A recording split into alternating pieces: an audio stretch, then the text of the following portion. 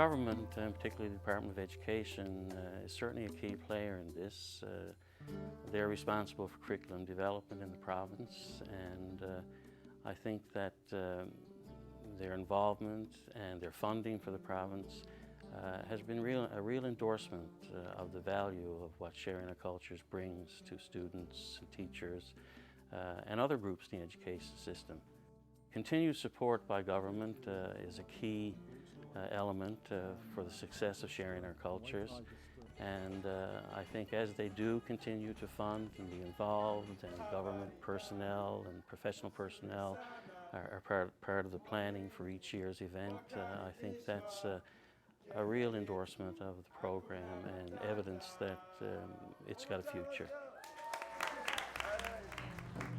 It was the first time I had seen the students really interact with Canadian students in the way, in a kind of a organized, formalized way.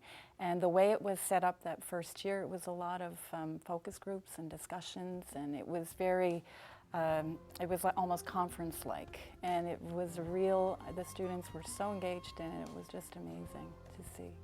At the beginning, there was very little in terms of support and service for ESL students, and there was a big group at Holy Heart, and I was the only person really designated to work with them. So we really didn't have a lot of time available or resources available to do a lot of the culture validation.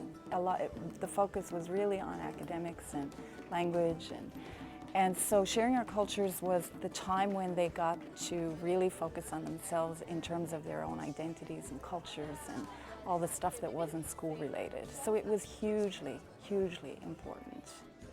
What really impressed me is when I looked at the students, these young students, manning their booths, doing their presentations and so on, I kept thinking that the skills that they have learned in doing this, right from, brainstorming skills, I would imagine, problem-solving skills, what are we going to present, how are we going to present it, and then the communications skills, because, they are synthesizing quite a bit of information, and I'm sure that they're learning quite a bit about their own cultures and putting it all together in a way that it can be creatively and effectively presented to hundreds of students who come to visit the event.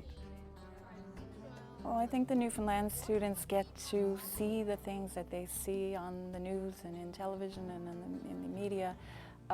It becomes real to them, that these countries that they hear about and they learn about in their curriculum, actually they're real people from there, and they're nice people and they're fun people, and they've learned from them.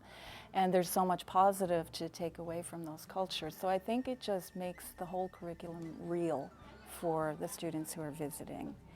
And I think that with the direction that the Department of Education is hoping to go with raising more global awareness and global skills in the Newfoundland community, I think it's a hugely important way to achieve those goals.